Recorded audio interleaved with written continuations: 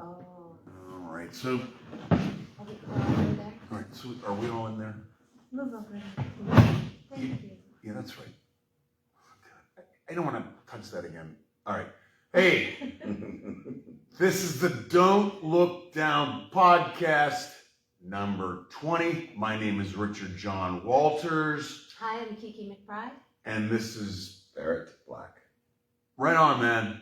We are here and representing this. Well, we are representing the Coexistence Coalition, which is we, I hope, are a organization that wants to form a political party or get a candidate that's independent from the Democrats and the Republicans because we are tired of them.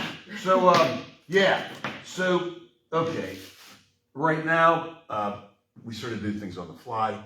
What do you think, guys? Should I play a song or do you want to jump in? Let's just jump in. All right, cool, man. I like that. Yeah. So, all right. So, we'll go through our party planks at the end, and I want to do this thing at the beginning. So it goes like this. Our positions I'll talk about at the end, political positions. But again and again, I hate to hurt anybody's feelings. I read the book, The Cult of Trump, by Steve Hansen or whatever his name is. Damn it. Anyways, it talks about good cults and bad cults and how Trump, he believes, as I do, that this is fabricated, contrived. Trump, the choices he makes with colors and whatnot, and it's all meant to appeal to the most base instincts a person has regarding immigration, race, women, and whatnot. And so, so another thing I thought about, like, so I'm here, and I'm not kidding you. We're trying to form. We are trying to form a good cult. This is a psyops operation to do good things. Okay, man. Sorry. So, all right. Last go around, we had Q. All right. Who the hell was Q? Where did they come from? Did we ever find out? I don't know. I guess they're doing something somewhere. I don't really care. But, you know, what the hell did they do? You know, other than fucking beat up people, right? So my answer to that, and their slogan was, and this is what Mike Flynn and his brother said on YouTube and all kinds of shit. Where one goes, we all go. Okay? It's absolutely stupid and ridiculous. Like, are you going to run off and jump off a bridge and everybody's going to follow you off a bridge? That's a pretty stupid saying. So I was trying to think of this, what can we have that's an answer to that that's better? And so, oh God. One of my buddies in rugby thought of this deuce it, God guides. And then we are entitled to use the Welsh dragon because my grandmother's maiden name on my dad's side is Griffiths, which means hard ruler. Which, you know, that means we can use that whole Welsh thing. And red dragons are good dragons. And then Eek Dean comes from when Baron von somebody in 1200 something went down on the field in Europe somewhere, and Sir Edward the Black Prince comes up and takes his crest, which is like 3 feathers actually, but it said Eek Dean on it. 3 feathers, Eek Dean. That's why I always see that with this Wales associated stuff. Prince of Wales, blah, blah. But so my idea is we're going to be the Red Dragons, which will be our, really our community outreach for the Coexistence Coalition. You know, it'll be nice. We're going to be red and black and white. We got t-shirts coming. They're coming soon. So, oh dear. Like, I hate to use those military terms, but it's like target rich for good things, okay? All right, let me build upon this again. All right, here. Red Dragon, bam. Arthur, King Arthur, Arthurian legend. All right, when Arthur comes back, he dies or whatever, the land goes bad, but Arthur's supposed to come back someday and the land will be good again. I think that's part of the Arthurian legend. I'd have to check on that. I think it is. It is. Trust me. Anyways, right, that's right. And so we have the Red Dragon, we have Arthurian legend, and there was allegedly some guy that, used the Red Dragon in his standard. This is like back in the 5th century AD. They think he was the original King Arthur. But anyways, the Red Dragon thing is a call to our here, women, the weak, and the poor, okay? Red Dragon, King Arthur, knights. What do knights do? They do the right thing, man, right? Women, the weak, and the poor, we defend them. That's our ethos. That's the ethos we're building. Our coexistence ethos is it's a nice ethos, but it's really getting meaty here with the Red Dragons, right? We're helping the women, the weak, and the poor. We're specifically trying to do that.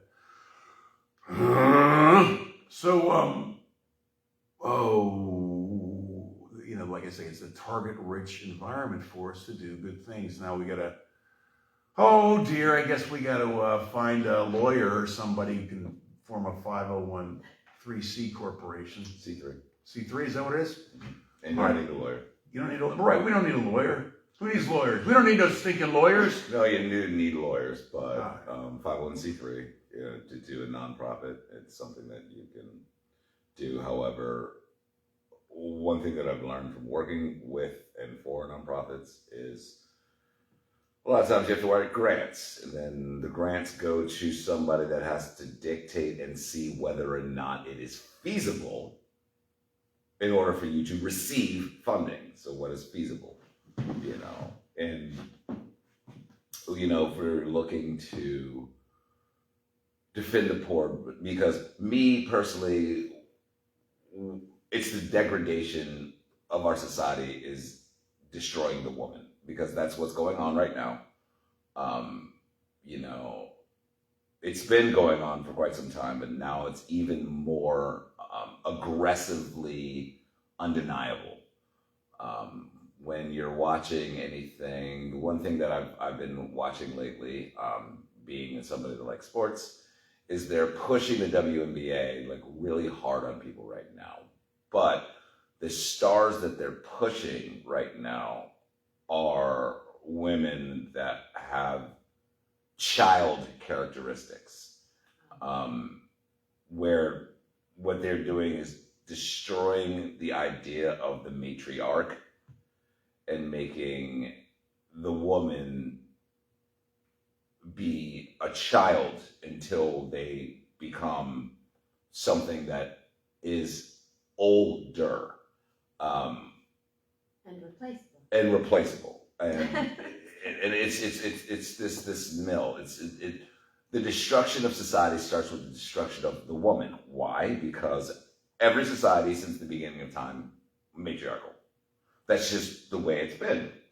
And that's the way that it has been in leadership. We're not understanding in a lot of ways that we need everybody, but the power and strength of women is something that is being pushed aside in order to have a phallic nature of everything. And for me, I want to be a part of re-recognizing what our power of civilization, our power of humanity, our power of self, what does that entail? And what can we do in order to give poor and that sort of mentality, because that's all it is to me, is a mentality. And as soon as you can move on and move up and move through and, groove again, it starts with everybody recognizing the power of their mother And that's just, I mean, that's just for me the way that it is. Yeah. So with women, right? There's it's an underlying tone that's changed. It's been subtle and it's been pretty slow the way they're introducing this. And there are double standards. Clearly, there are double standards. If you're a single parent, there are even more, misconceptions about what that is and how hard that person is actually working. We can see, though, in societal norms how things are changing because ultra skinny's back. We're 2 years into a major sex scandal with children, and now young women are modeling themselves after younger bodies because that's what the rich and wealthy want. So, we have to also have a bit of a disconnect from this mega wealth in the concept of making it as a human being, right? As a woman, as winning the prize, because their resume may be perfect, but they're not good people, right? So we're training our youth through media to behave in a certain manner, and that's where I'd like to see more critical thinking skills. Absolutely. In both genders, quite frankly. Oh gosh, something just hopped into my head. Like, I probably seem like the traditional straight white guy bitching about how they're taking men out of movies and film or whatever. I sort of feel that way, but then this thought popped into my head. If you're gonna take away characterizations of men, straight men, and what they're supposed to do, and that is they're supposed to be noble and defend women, the weak, and the poor. That's what being noble is about. That's what being honorable is about, amongst other things, for a man. That's what I feel. That's a traditional role, good role for a man. That's good masculinity versus toxic masculinity. Oh, God. Should I just keep riffing on this? Here we go. Please do, because I can't wait to say something about what toxic masculinity is. I was just going to offer one. Go ahead. Oh, God. I went to the shore as a junior in college, and, it was Wildwood. It was just the best summer of my life. And one of these bartenders who I hung out with a little bit, I was a bouncer, and there's a bartender named Newt, and he's bragging about banging 48 chicks last summer. It's all a numbers game, he said. It's all a numbers game. Right. Okay, it's not a numbers game. That's not noble. That's not honor.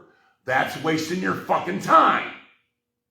I'm sorry, you want to talk about Playing toxic with people's masculinity? emotions. You're also playing with people's emotions. Well, we can't say noble because, nobility, the Braveheart nobility put in prima nocta. Like, there's so many things. To be honorable is what, and noble comes from honorable, but it's a misnomer because a lot of times with knights and stuff like that, backstory, my favorite thing is literally knights and swords. And my first book was Ivanhoe that I read when I was 5. I'm a Knight of Peter Claver as a Catholic. Samurai means to serve. Knights are to serve, to protect. And when we think of knight and being honorable, those should go hand in hand. But you cannot, when we're talking about destroying the woman and what's going on with the society, the first thing that you do is you also destroy the honorable man.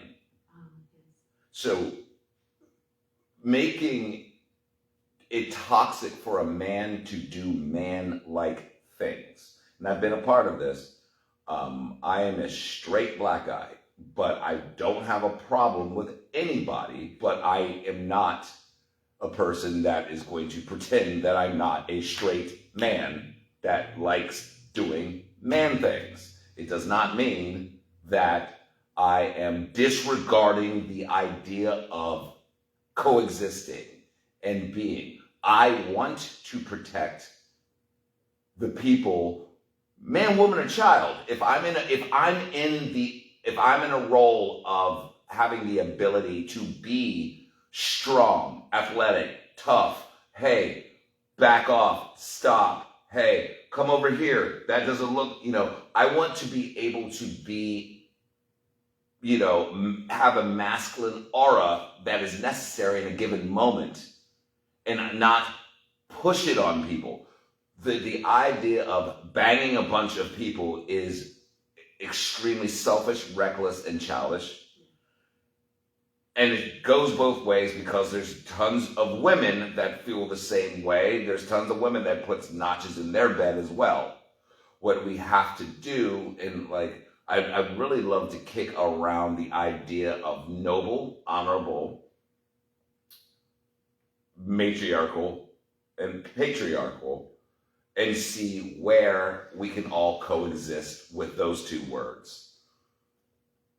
So that's something that is I have been working through in my head all week, thinking about, hey, I was a single dad and I had 2 daughters, and I was not able to know exactly what I could do for my girls because they're girls and I'm a man. So what did I do? Surround them with positive and productive women in order for them to grow up to be what they are at this point right now. So that's just such an interesting thing that you bring up, Richard. Yeah, I guess something else is popping in my head, man. Goes like this. I don't know if you've ever seen this on YouTube, like this whole DNA thing. Like they can, forgive me, it's 10,000 BC, and you have these cultures and these archaeological buildings and whatnot, and then, they can tell from DNA, like everybody sort of met this sustenance level. They sort of get out of the hunter-gatherer, they become agricultural farmers, and then the shit starts happening, going down around 4,000 BC. I swear to God, you can look this up yourself or Google it. But they say that through DNA, they say the number is 90% of the male DNA gets chopped off. That ends because the hierarchical mode of society comes in, and you got slaves and owners, and there's giant massacres in Europe around, I'm pretty sure, you can look this up now, 4,000 BC, 5,000, depending on what you're up, or all over the world, this craziness happened where, the men, the idea is to kill the women, or no, to kill the other people, like primates do, forgive me, like chimpanzees do, man. They kill an opposing tribe, all right, and they kill all the males, and they'll take the women, and, whatever children are not useful, they'll kill them. And that's the way you see these massacres roll. And in fact, we can see the, I hate to say it, the IDF, that would be the Israeli Defense Forces. That's the way they're acting today. We're moving on from that. I wanted to get into this patriarchal thing that happens. Okay, what's the counterweight to that?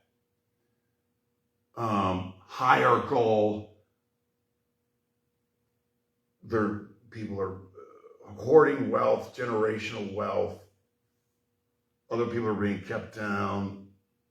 And so the answer to that is democracy.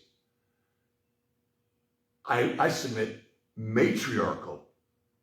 The instinct for democracy, which I believe is actually part of our evolution. It's evolutionary. We can get past this point if we respect each other and engage in democracy. And I believe that's a feminine trait, to go against the hierarchical, to go against the generational hoarding of wealth, to share, care, nurture each other, You know, those are basic feminine traits, I think.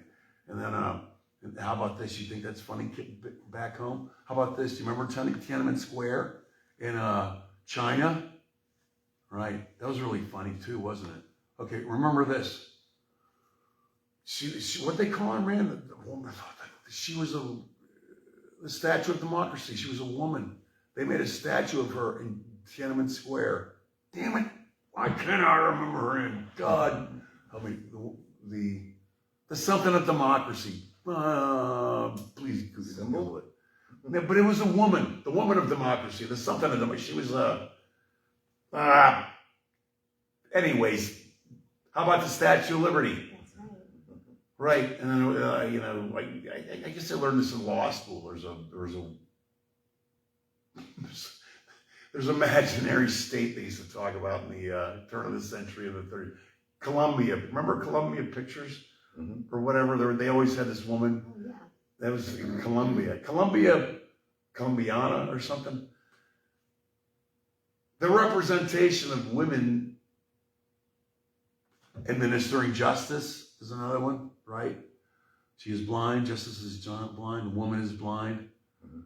Yeah. So those are Holding the scales. yeah, so those are matriarchal that's She also has a sword. yeah, right on, man. Right. And that's how Being you underestimated is a superpower. Mm-hmm. that's how you oppose the patriarch. You don't have to destroy all the men. You got to get them to go along with those matriarchal instincts, like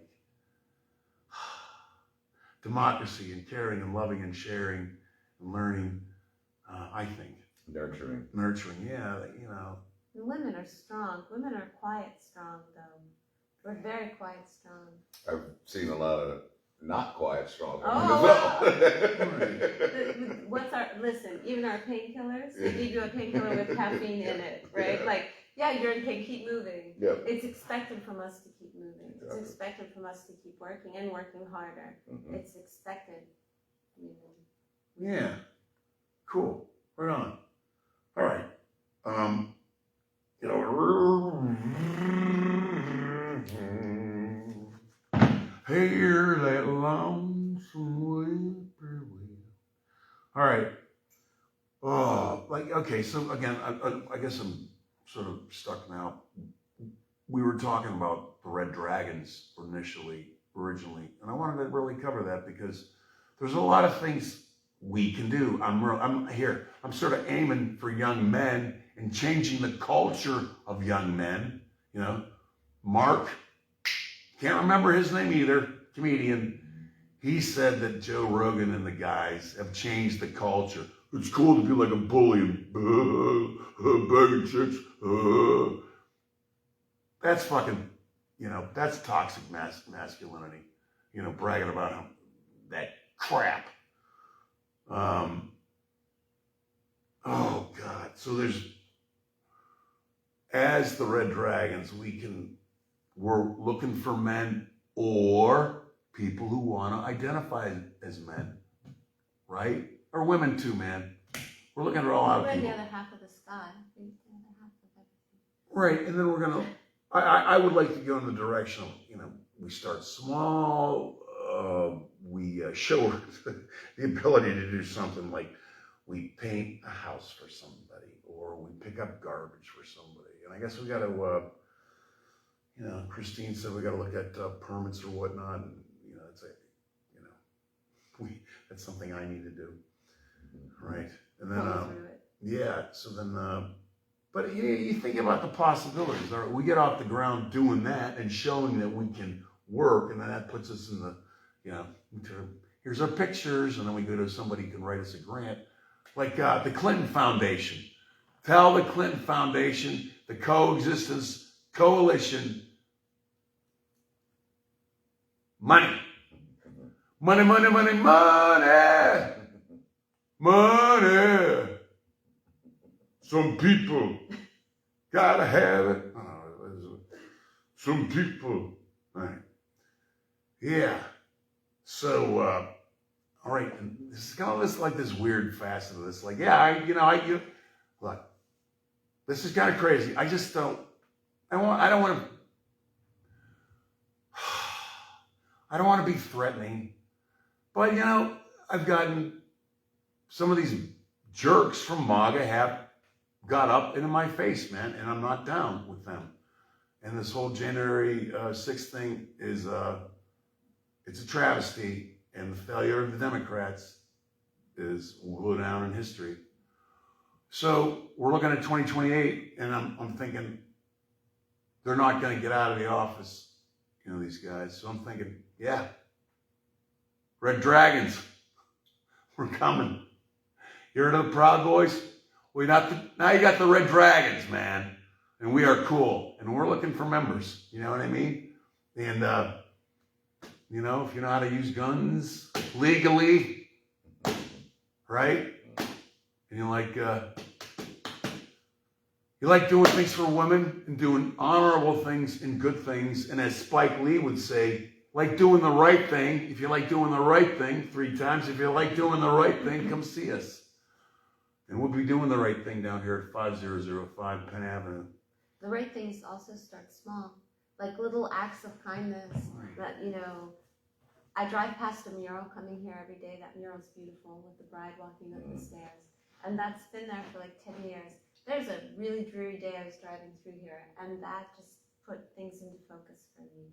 Just seeing something beautiful, actually see something transform like an old house.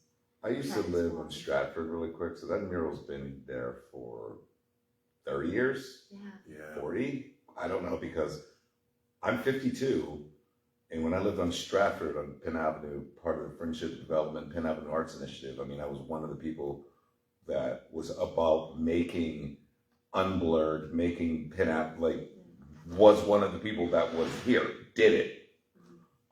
That mural has definitely brightened my day so many times because of the simple fact of it just makes me happy.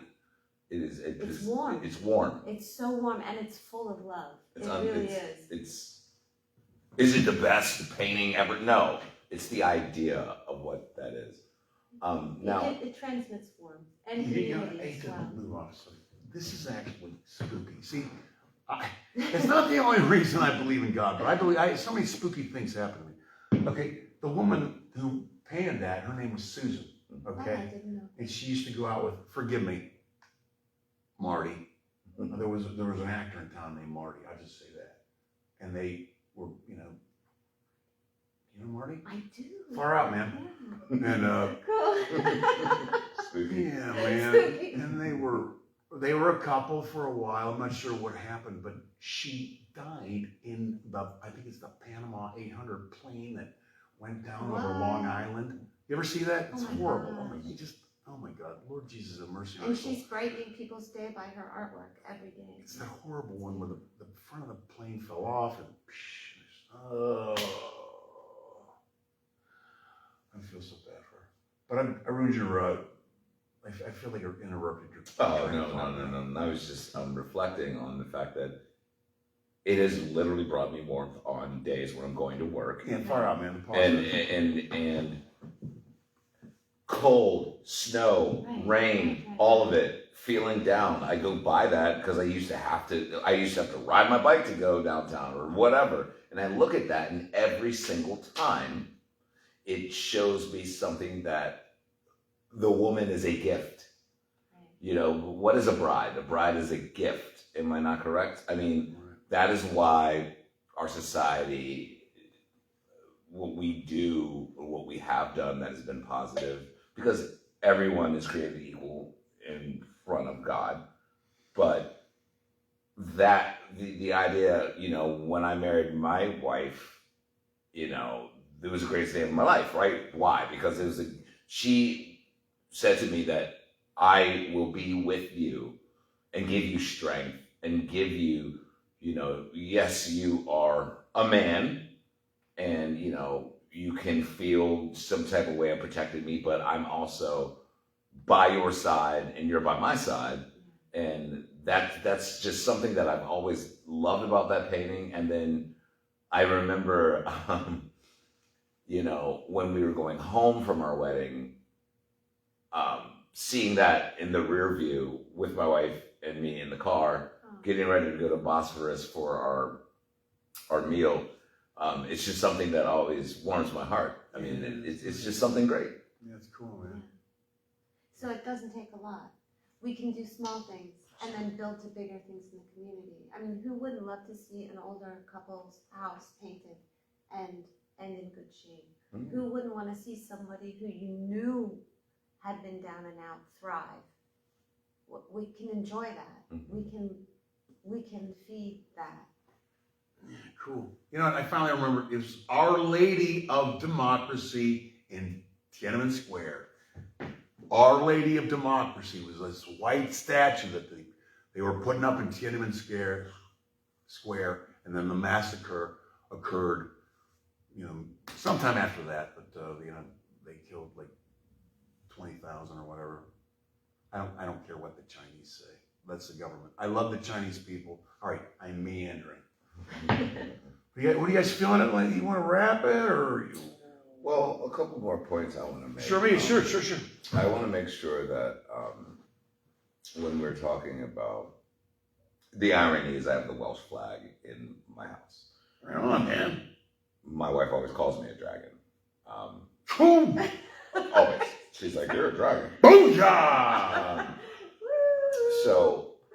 But I am not, what I am not is I am not a person that is looking to have a nature of negativity in any way, shape, or form. My nature is to promote positivity and strength within a culture of coexistence. Our leadership should be compassionate first, brick and a silk glove, because unfortunately, I don't believe in any of the American media. I do not believe any of it. I don't believe that it's anything other than doom scrolling and toxic. I believe that there's a destruction of the woman, there's a destruction of the man and woman as a couple. I believe that I don't care who you love, just love everyone. I don't care what it looks like, but do not destroy people that genuinely love another human being, whether they be man, woman, whatever. But I want to honor and be honorable about the ability to recognize that power comes with peace, love, honesty, respect, temperance, fortitude, and perseverance. You can't have power without them, because if you do, all that is tyranny. Money is a myth. It's a myth. The idea, love, abundance, life, experience, time is the only currency that we have. In order to coexist, we need to recognize what it takes in taking time with each other, taking time for yourself. Who wouldn't want, you know, a couple that's been married for 65 years? Two gay boys can be married for 65 years, and they may need somebody to work on their house and help them. You know, like people, like a single mother with 5 kids, it doesn't matter how she got there. It matters how we raise the community's frequency so that she is able to provide for her kids and let them understand what it takes to provide for themselves and be a positive and productive influence in society. And that's what I think that coexist, what this collective is, what the Red Dragons are, like, that's just something that I've just been kicking around for the last couple of days, and more to come, because I'm here to be a part of this. I believe that looking at what's going on right now, it is our duty to raise the frequency of this human race, what this is. We must raise the frequency, and we must honor ourselves and protect those that are trampled upon and knowledge is the key. Then show me the lock. Didn't Q-Tip say that in Tribe Called Quest? Well, honor is the key. Well, then show me the lock. That is, oh wait, knowledge is the key. Well, then show me the lock. I think honor is the key.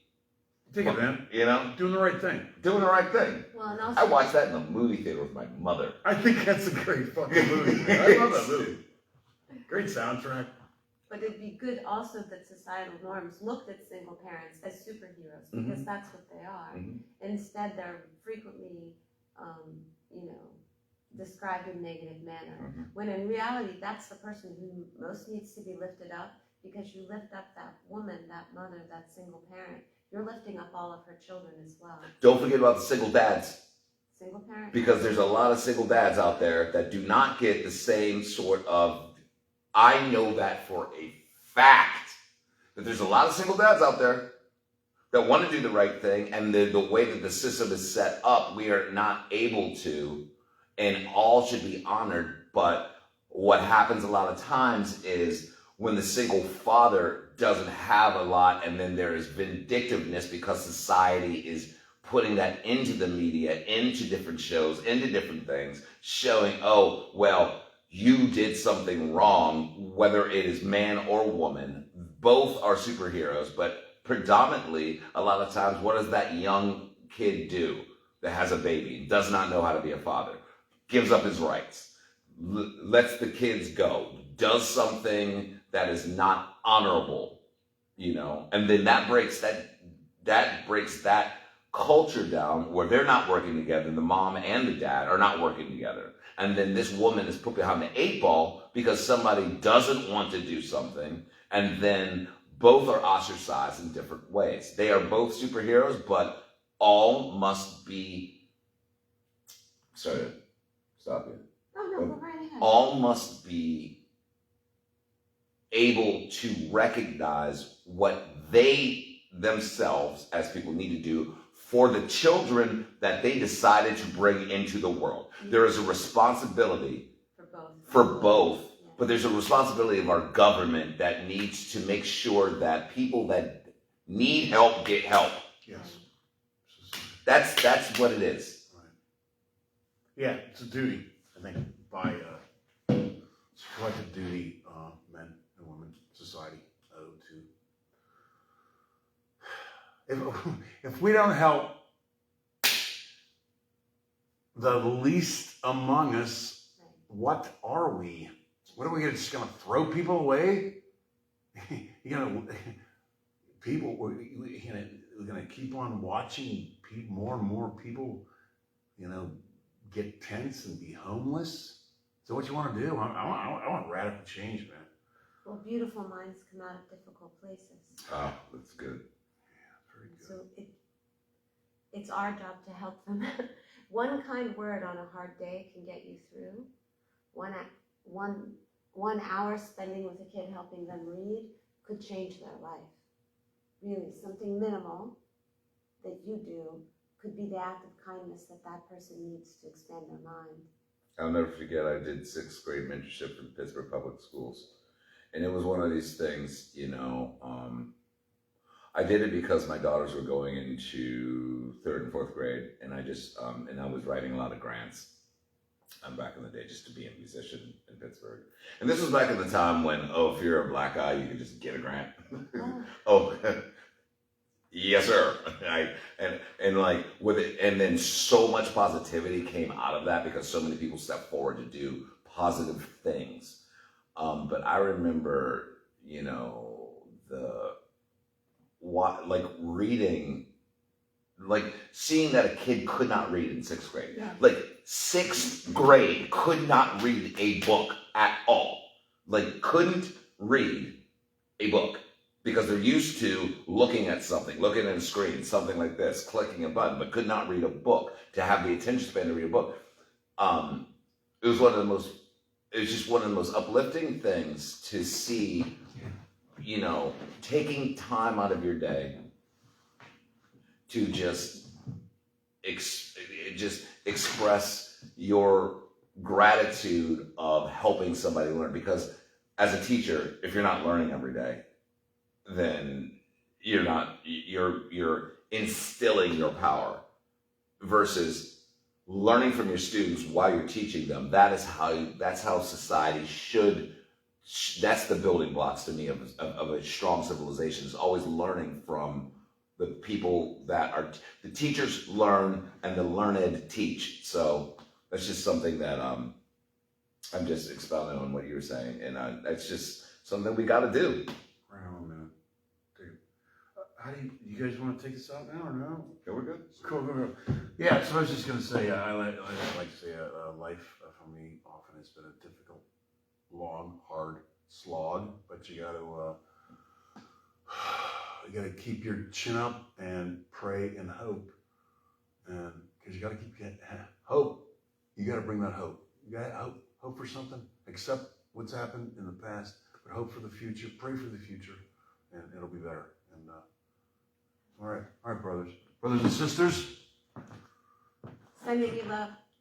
Yeah. See you Wednesday. Yeah, man. See you Wednesday. Boom, boom, boom. Oh, well. Apparently we're not closing up here. We're just like dropping it all over the place. That's actually the best. It is. It is. Is this